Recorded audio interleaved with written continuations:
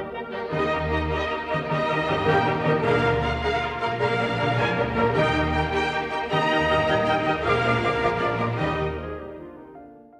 everyone.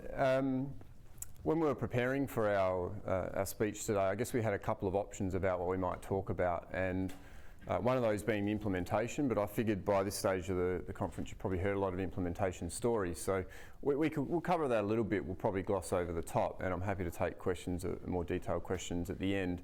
But I think the real story for Playford is more around this issue of the transition of the organisation from what is traditionally in local government, probably level 4 organisations, to what we believe in at Playford is now more around the level 5 organisation. I want to talk about that journey and I want to talk about why I think that's probably occurred. Just a quick on where we are, where we're from. So City of Playford is in Adelaide, which is the capital city of South Australia, just to the northwest of Melbourne and sort of west of Sydney, for those of you who know those two capital cities a little bit more. That's where Playford's located, in proximity to the central business district of Adelaide. Just to the north, in terms of population, 80,000 people at present time, and the land area, 133 square miles or 345 square kilometres. So a rather large council in terms of our context and in terms of area.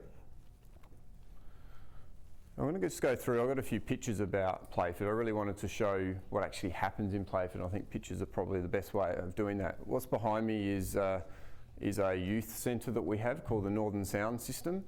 One of the issues that we really struggle with in our environment is that we have a lot of our youth leaving school very early, not completing school, not completing their education.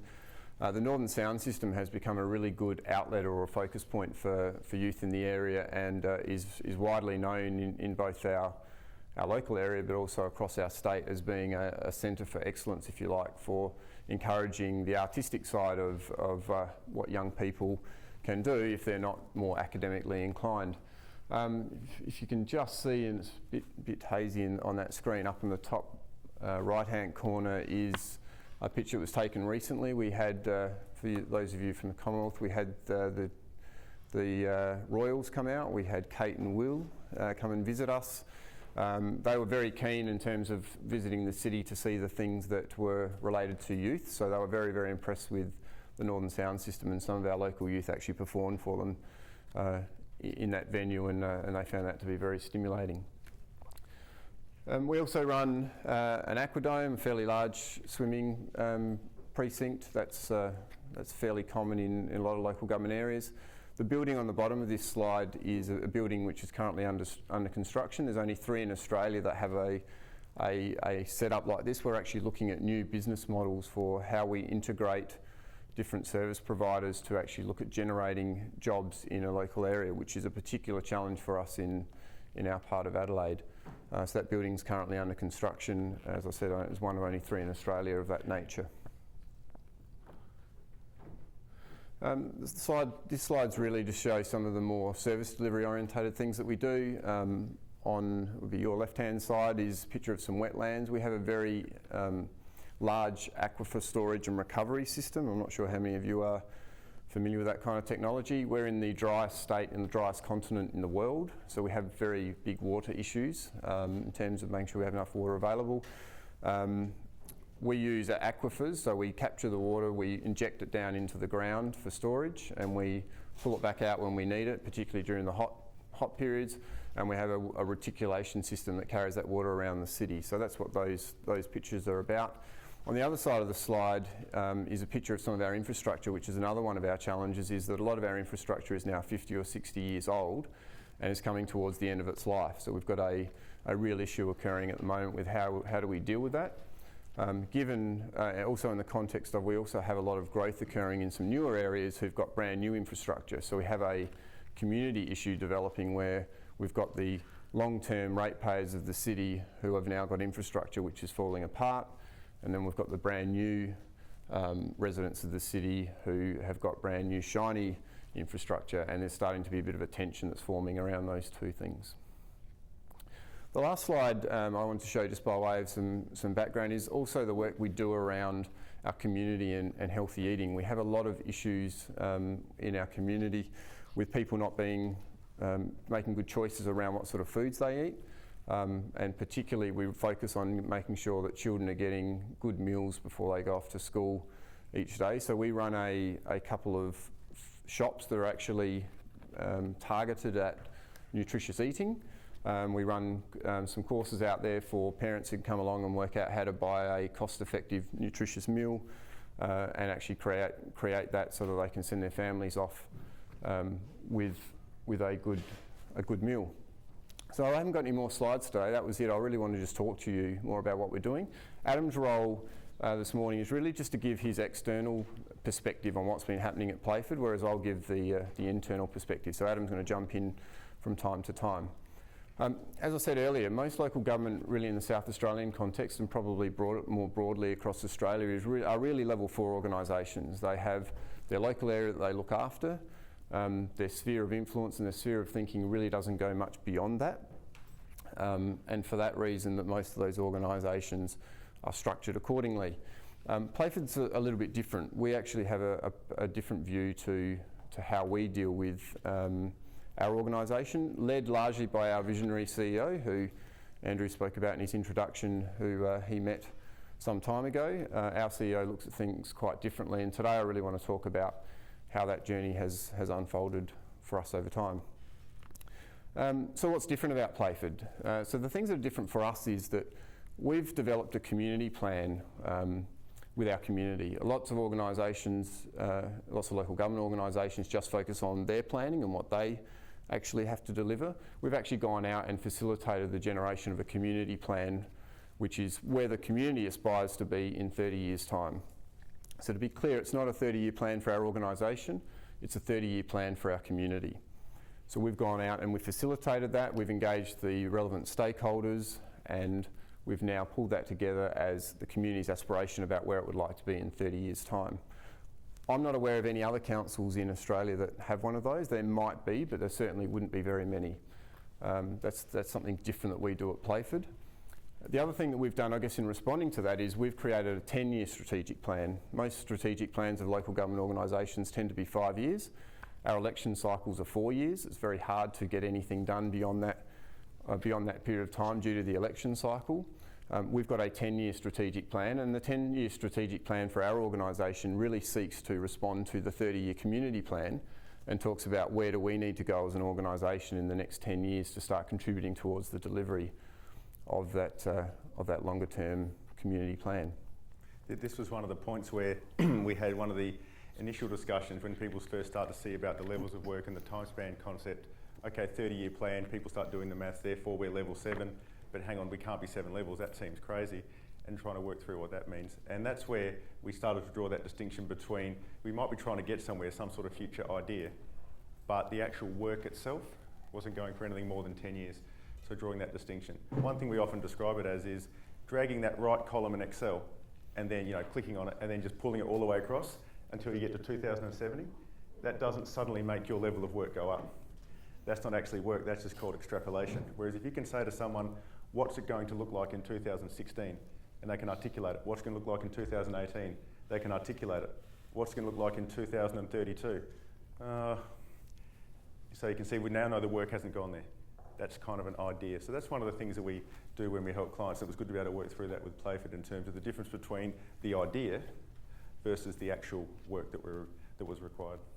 Do you want to ask some questions in between? Okay. I'm just curious from that perspective, because often who does your local infrastructure planning, for instance, where the city is expanding to, how the infrastructure adjusts to that, where hospitals are going up, major roads are going up, electrical, kind of power supply units. Is that not beyond the 10-year kind of planning cycle? So that, I guess, the tier of government that does that in our environment is the state government.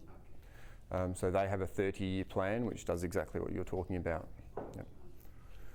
So the other thing that Playford does is, or the other approach we take is we take the approach with the government of Playford, meaning that we actually seek to play all the role that a government would play in a state context without trying to deliver some of the state services. Our CEO likes to say we stick our nose into everything, which is true. So if there's a local issue, rather than saying, well, that's a state issue or that's a federal issue, we take the view that we're going to stick our nose into it on behalf of our community and become advocates. If we don't have an active seat at the table, we will become an advocate for our community. And we generally try and get a seat around the table if we can. And there was a very recent example for us. General Motors Holden, who have a car manufacturing plant in our city, been a long-term large employer of people in our region. The announcement was made fairly recently that will be closing down in 2017. There's obviously lots of issues that come from that, particularly for a region which is already struggling with unemployment.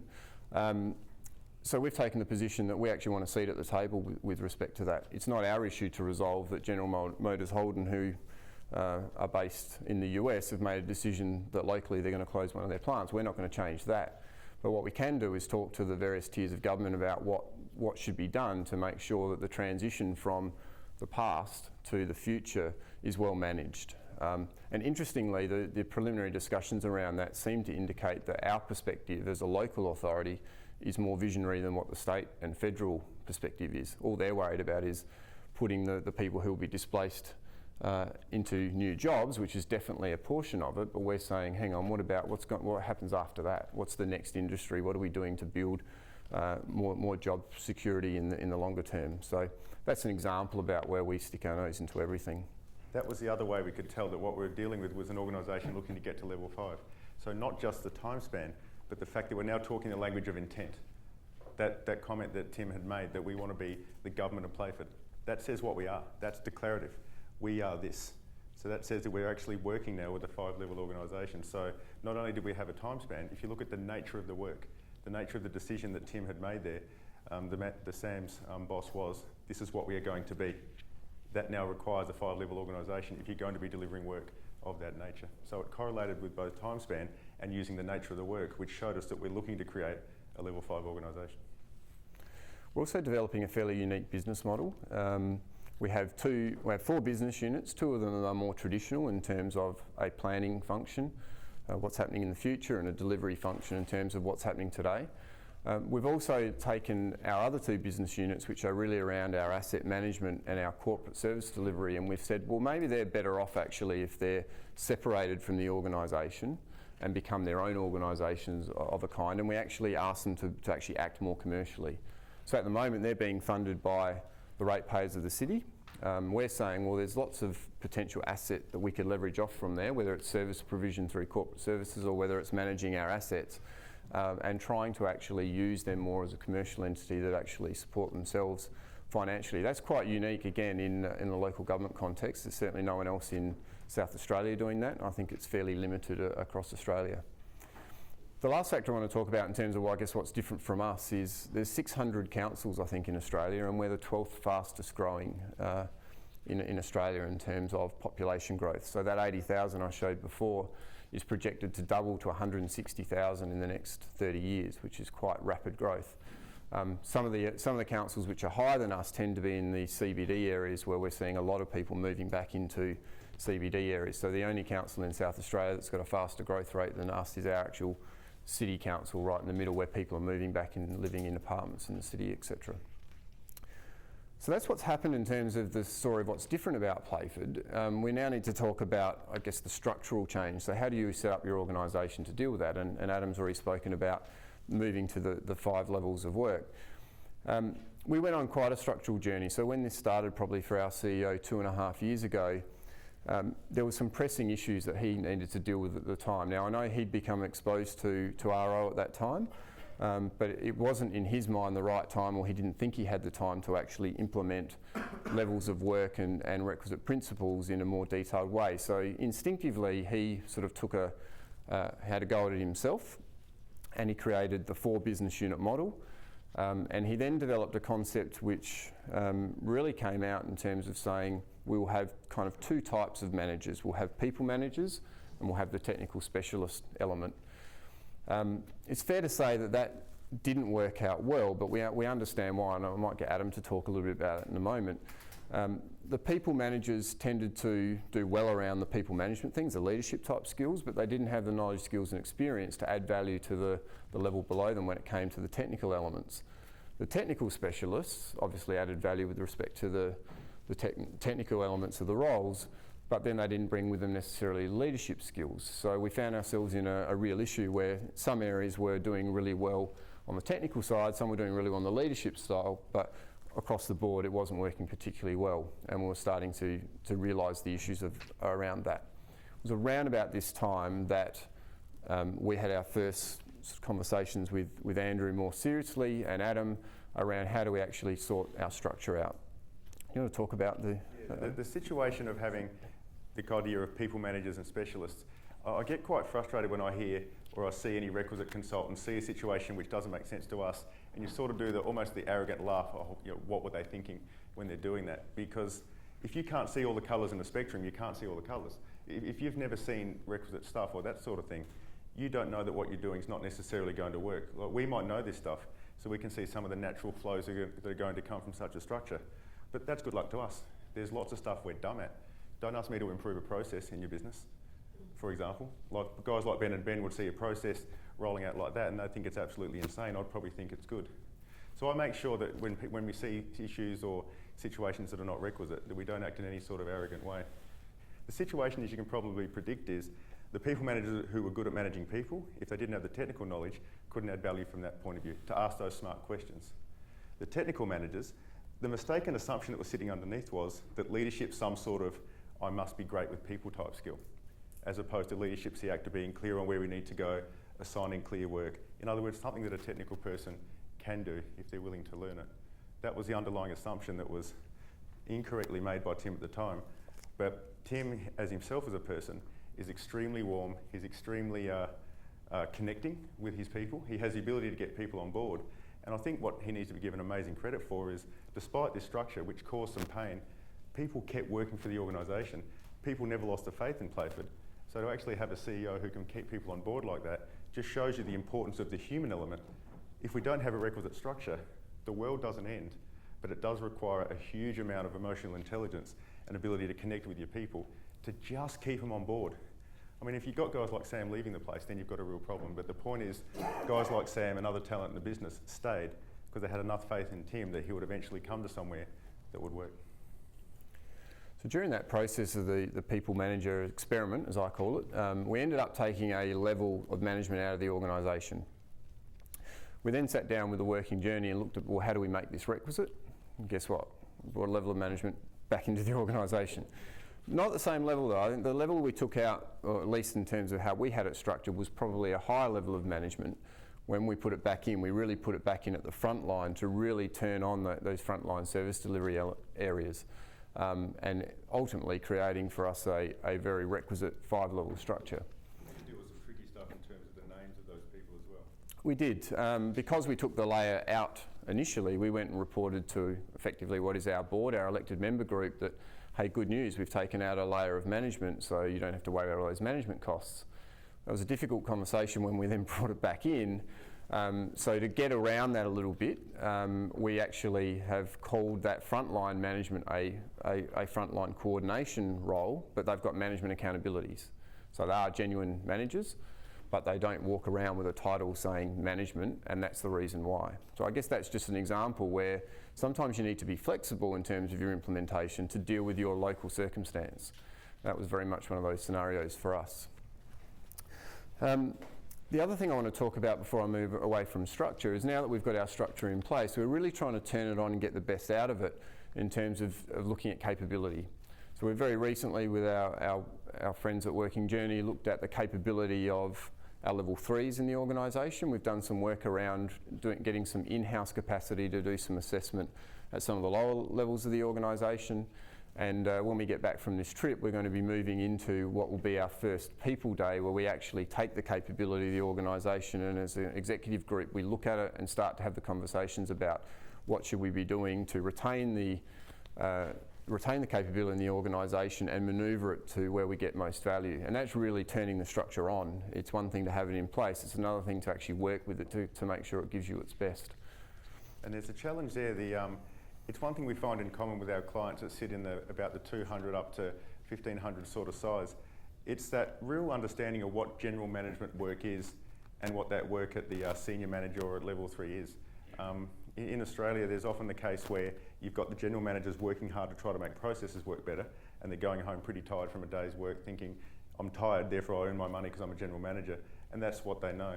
And until you've actually had the opportunity to have good people working for you, in terms of good meaning capable at their role, not good humans, as in capable of doing their role, you don't get that experience. Remember Ron was talking about how the big moment he had, he was in a session last night where he put people who had the right level of capability, and he suddenly realised he could ask them to do stuff and they would actually do it. He didn't have to go and do it. And I think a lot of Australian general managers, and it might be the case internationally, if you've never had that experience of having people who are fully competent at that level 3 thinking, you're in there fixing stuff yourself instead of doing that work. And rather than thinking, how do I get this better? You change your thinking to, what do we need to be better at? And that's a big jump. And I think the challenge that's sitting there for Tim and then with Sam and the other people on the executive team is, what does the nature of that general management work look like? Now Sam can see it and you want it. So he's put in a massive effort to make sure that he has the capability under him so he can do that work.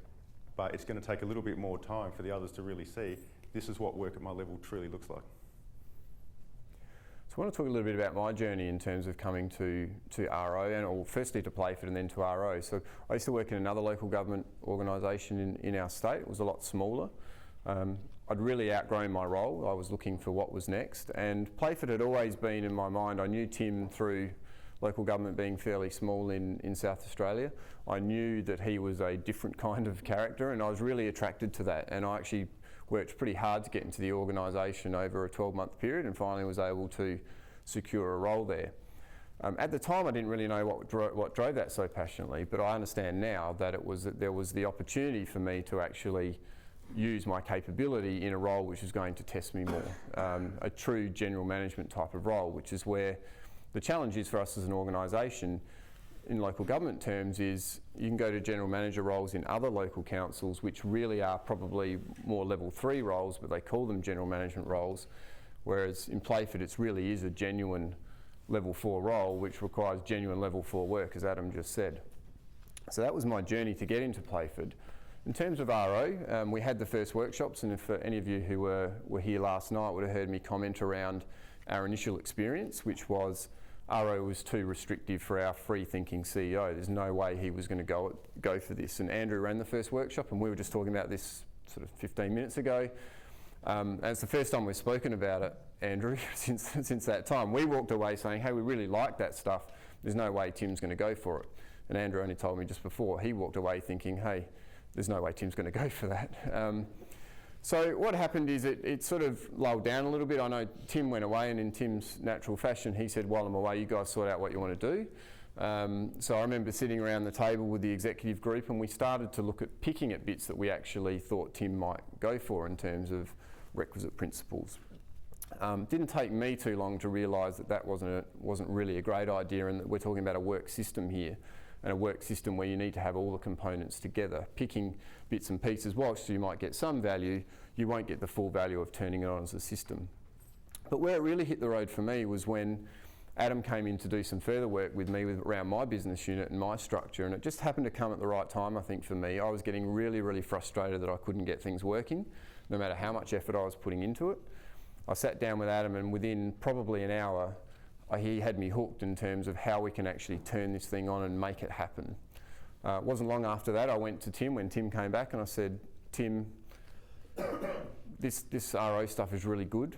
It's going to work for us. Make me accountable for it, and I'll drive it through the organisation, which is what's happened ultimately. So Tim and I work really well together. Tim's happy to do the work he needs to do as the CEO to make sure the organisation understands that this is important. And he's happy to let me implement it in the way that I think is most suitable, and that working relationship's working quite well.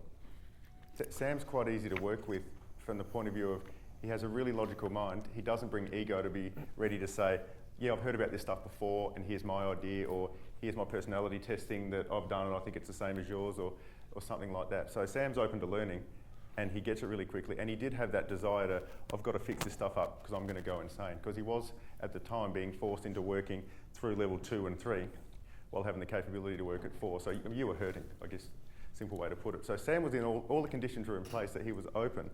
So it doesn't take long to go through the concept of, so if we can get the guys underneath you, that you can assign them things that are going to take 18 months, 2 years, and you can just say, fix that, that's your job, and then your job becomes work out what you want fixed next. How does that sound? You can see to someone like Sam, well, that sounds pretty good. But Sam's got that sort of logical mind that can line it up. If you don't have that sort of logical mind, it would be a different experience. But then maybe we'd have to start talking about this can really make your people come to life, or this can be a way that other things can happen. So we've found it's been a different experience. There's 4 executives on, like Sam's one of 4 executives plus Tim, and it's been a different experience with each executive. One of the other ones who's quite, how would you describe this guy? He's got sort of long flowing hair, a goatee. He drives a ute or a truck, as it would be called, yet he's got a sort of a financy numbers type background, and he loves a bit of theory. So he sort of didn't seem to be grabbing onto it at all. And then we're in a meeting room with him, and he's got one of his new finance director in. And the finance director says, yeah, I like some of this stuff, and I've got some other things I'm going to use, so I might not use all of it. And this guy says, you don't get to choose whether you use it, mate, any more than you can choose, I'm just going to put furniture onto the ceiling, and it's just going to stay there. It's going to fall down, because this is the laws of physics. And I wanted to give this general manager a hug. I'm like, oh man, that's unbelievable. Now, of course, in terms of implementing it, he's done bits of it. So this guy loves the theory, he loves the concept. He's actually kind of, in a weird way, a bigger fan than Sam. But Sam has a way of being able to say, this is what we need to do next. So it's been an interesting experience. Above the whole thing, there's been Tim, the visionary CEO, who's basically sort of cottoned onto the idea of this stuff will allow me to do my vision stuff. So please, Sam, make it happen. And that's basically been the way that it's worked in the organisation. And I think the real learning for me, the bit that really got me early on was I was operating in a managerial hierarchy where the levels of management were just another level of escalation for the issues today. And I think there's a lot of that goes on in organisations, particularly in local government. So if you're working at the 3rd or 4th level, particularly if you're in a service delivery environment, you just become the 3rd or 4th level of dealing with complaints and issues. But that's not what the real work is. And it was when I had what really turned it on for me was when I understood, well, that's actually not my work at level 4. My work is to set up a system that deals with that. My work is to focus on what I need to do, which I was trying to do, but it's hard to do that when you're dealing with the issues that are being escalated from today. And that was the thing that really got it for me. And I think that's probably lacking in a lot of organisations. So I'd just like to sort of finish up with talking about, so what's actually happening in Playford now as a result of this? What are some of the success stories, and also what are some of the challenges? One of our success stories is we run an efficiency and effectiveness program, which is actually that big piece of work, if you remember what I said about structure, that was what was getting in the way of us doing RO probably 2.5, 3 years ago, as we had our council gave us a 9% reduction in operating cost target over 5 years. We thought probably 5% was probably what the target should be, but of course they thought, no, we want to put some higher measures in place. So they've set us a target of 9% over 5 years, which for us translates to about $9 million. So we have to pull $9 million out of our business whilst retaining service levels. So it's not, you can't cut services to take the money out, that would be easy. We need to deliver the same services in 5 years' time as we were at the start of the program for $9 million less. So that's been our challenge. We're now at year 3, and we've taken $5 million out of the business and maintained service standards, which is a really good news story. So 2 years to go, we have another $4 million to find, and it's getting harder because we've picked some of the low-hanging fruit, but that's some of the success story that we've got. Another interesting thing for us is our CEO before RO was really interested in, and still is, in organisational democracy. And he's been involved, or had the organisation involved, in a survey which is done by World Blue. You can Google it and have a look at it. So World Blue is an assessment of organisational democracy. There's a whole lot of questions that are asked of staff, whether it's a democratic organisation. And we believe we're the only local government in the world that has participated in this survey. And in terms of their assessment of whether you're a democratic organisation or not, we were pretty close. We were just under the bar that was set. Which is quite important to our CEO. He's very interested in us achieving that goal. One of the other things that I guess we've implemented is RO itself as a system. It's in local government terms, it's fairly unique. I'm not aware of any other local government, certainly not in South Australia. I'm not sure about Australia. I don't think there would be many local government in Australia that are using RO. So there's some of the good things which have been happening out of having this sort of organisation set up and the capability working. Some of our challenges, and again I spoke a little bit about this in a session last night, is around how we interrelate with what is effectively our board, which is an elected group of representatives. So we have 16 elected members, 15 elected members and 1 mayor, and they're elected by the community for a 4-year term to serve the community. So they become our board. So they're the ones that actually sign off on the strategic plan. They're the ones that allocate the resources to the organisation. My assessment is that the capability of amongst those 16 individuals probably ranges in level of work capability from say level 1 to maybe low level 3. That would be my guess. Now remember, you've got a CEO who's definitely working at level 5. There's that whole issue around what kind of value add is that board providing, or what kind of support is that board providing to the CEO. That creates a lot of frustration. Our CEO is out there trying to drive where the government of Playford, where are we going in 10 years' time to deliver on the 30-year community plan. They're focused on what's happening next week because I need to deal with those low-level issues. That's a real challenge for us, and one that there's a conversation started about it last night, and I'm sure it will go for some time. I know Andrew and Verena have been doing a lot of thinking and there's lots of conversations going on about what does that mean, how can we actually make these situations better. There's no easy solution to that one, but that's a real challenge for us organisationally. And there's an interesting way to view it. You saw Ron this morning, he was talking about your basic systems theory where you have your ins, throughputs and outs feedback loop, but he mentioned the importance of the environment. And when you've got elected members who they're not necessarily in that classic adding value sense like a board, you could actually view them as part of the external environment.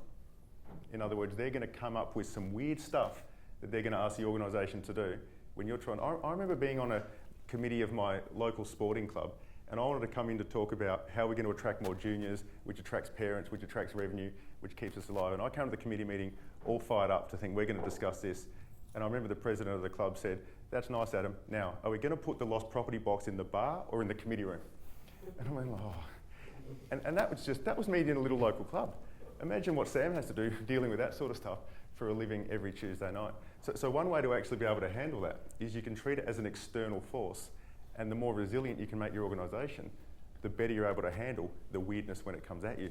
Probably not the strategy you put in front of the elected members, this is how we're going to handle your weirdness, but it can actually be an effective way to be able to get that done. Democracy has a downside. Yeah, and I think the organisational democracy point's a really interesting one because that can make like the tension in a requisite practitioner, oh my God, what's going on? But our prediction is this, as the organisation implements more and more of the requisite principles, the org democracy score will just go higher and higher. Because what's org democracy about in the concept of it? You have a say in your future, you're involved, you're connected, and all that sort of stuff. And as we know, requisite sets up a situation of not managers say, do not talk to me, I assign you tasks. Requisite's about receiving best advice and then making decisions, and people knowing that what the decisions are theirs to make and which ones they just offer the advice on. And so we think that the org democracy score will go higher and higher because it's designed around the same ultimate objectives, which is engaged employees feeling like they actually have control over their work. So I really want to finish up now, and I really want to finish on this note, and that is that City of Playford could easily be a level 4 organisation, and that would be very normal in our context. We could easily just do those basic things that the community asks of us. But because we've got a CEO with the capability that he has, what he's done over time is grow his role to suit his level of capability, and look at the benefit that the community gets out of it. If you go back to those slides, many of those slides wouldn't exist if we were just running a basic level 4 organisation. So attracting capability, freeing it up and letting it be what it is can bring about great community outcomes. And I think that's really the story of Playford. So thanks a lot. Happy to take some of your questions if you've got them. A couple of questions. One is, I was curious about this program here, your nutrition program. Does the city subsidize it? We do, yeah. But there's also some funding that comes from state and federal spheres as well, yeah. So my question is this, if you were a consultant and you were working with a level 4 governmental type of organization, would you encourage them to develop a longer term plan like a 30-year plan. I worked with the community once and we developed a 25-year plan, but this was before I knew about levels of capability. But would you do that? So that's my question.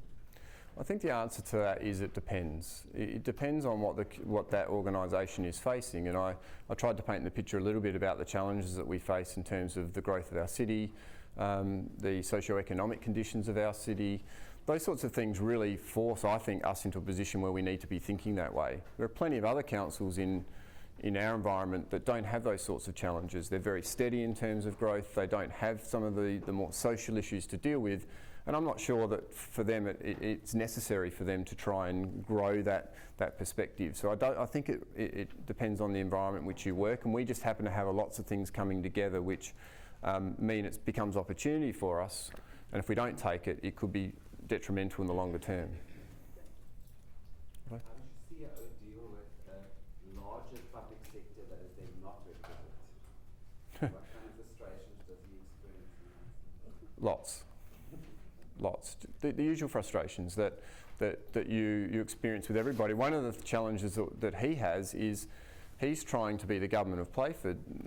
They're not necessarily being the government of South Australia. And that's really difficult. And sometimes when he says, hey, I want a seat at the table around the General Motors Holden issue, they look at him to say, well, why? It's not your issue. And they're right, it's not his direct issue, but he does have a potential to play a role, and that's really frustrating, particularly when some of the work we're doing seems to be a bit more visionary and than what the work they're doing. I think it's a good context. He's been the head of Playford for 17. 17 years, and gone through a number of iterations of different mayors. But I think has the now sort of political awareness into how to manage those kind of relationships. The current mayor is how old? How old is Steve? Current mayor's 30 years old. So he's 30 years old. So if you think of the growth curve, the chance of being 30 years old and working through level 6 right now is pretty close to 0. So that means that's just a definitional thing, which is the nature of government, and that's one of the things that gets handled. Have you got a sense of the capacity or capability of the current mayor? Because the mayor and the kind of senior official in the city is very tight relationship. Absolutely, and I think he's certainly at the higher end of capability amongst the group. I suspect he's potentially at level 3, maybe high level 2 would be my estimate. I'm not a professional in terms of that. It's just my judgment on what I see. Having said that, he's still very much a politician. He's still very much focused on the elections that we've got coming up in October, and that won't change. Once we get through that, he might lift his vision for a period of time and look out, but we will only have a window of probably 3 years to make some significant change. So it's very much a challenge for the CEO to work with the mayor, and you're right, that's a very, very important relationship. And look, they certainly work hard at that, and I think it works okay. Well, I would have to guess that the city Playford is doing a good job of meeting some of those shorter term needs that your population deem important, and that really wins you, the license to work on the longer term as well. That's a really good observation, and that's exactly how I see it. My business unit is the one that has most of the dealings with making sure that today is operating well, and I always talk to them about it in those terms, is if we do what we do well, then we've got half a chance of looking into the future. If we don't, we'll never get to the future. Thank you. Thank you.